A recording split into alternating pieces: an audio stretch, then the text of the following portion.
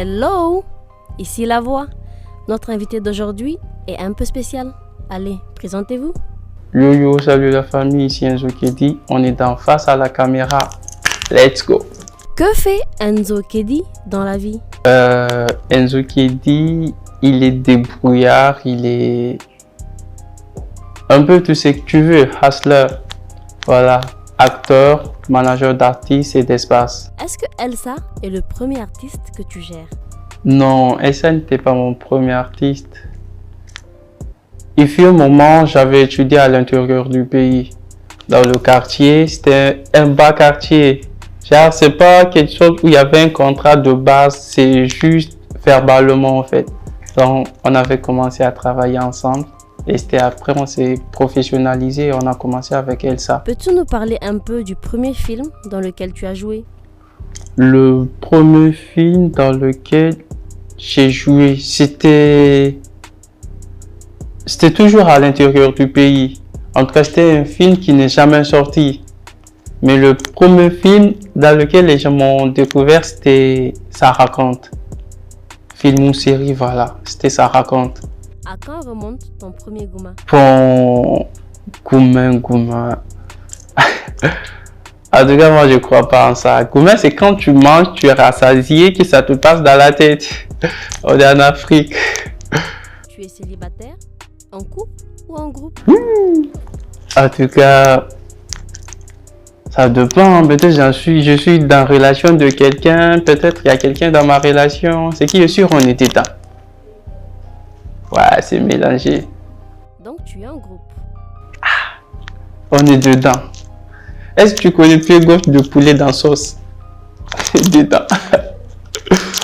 Ça fait quoi d'être manager d'artistes au Niger? Ouais, ça fait beaucoup de choses.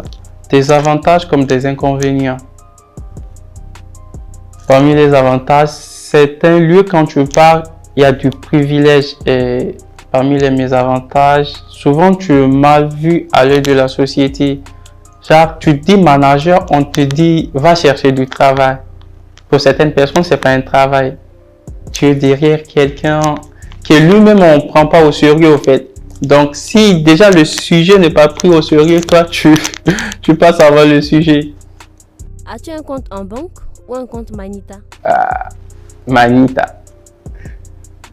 Combien as-tu dans ton compte en banque actuellement? Franchement, je suis pas riche et je suis pas pauvre. Alhamdulillah. Donne-nous une fourchette. En tout cas, il y a ce qui est sûr. Il y a 6-0. Voilà. Non, c'est pas l'argent de la fondation. Ça, c'est pas l'argent de la fondation, c'est pas l'argent du projet de Elsa. Fonds propres. Il y a 6-0.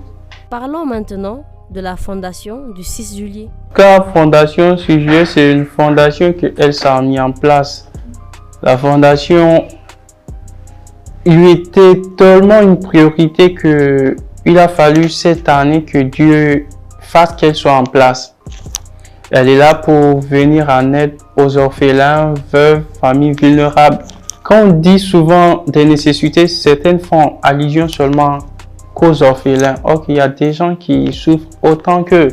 Des familles qui, quand ils mangent le matin, il faudrait peut-être la nuit pour manger encore. Donc, ces gens-là n'ont pas une force pour parler et que ça part à qui de trois. C'est pour cela, Elsa, il s'est porté volontaire pour parler à leur place. Donc, on lance ces cris de cœur pour des gens à qui Dieu a donné les moyens et assez de moyens pour venir en aide à ces nécessités, ces orphelins, ces familles vulnérables diminuent. Où te vois-tu d'ici 10 ans? Dans 10 ans. En tout cas, dans 10 ans, ma petite famille, des voyages en un claquement de doigts en business class, quoi. Donc, c'est ça le rêve, la vida, quoi. C'est tout pour ce numéro. On se retrouve la semaine prochaine avec un nouveau guest.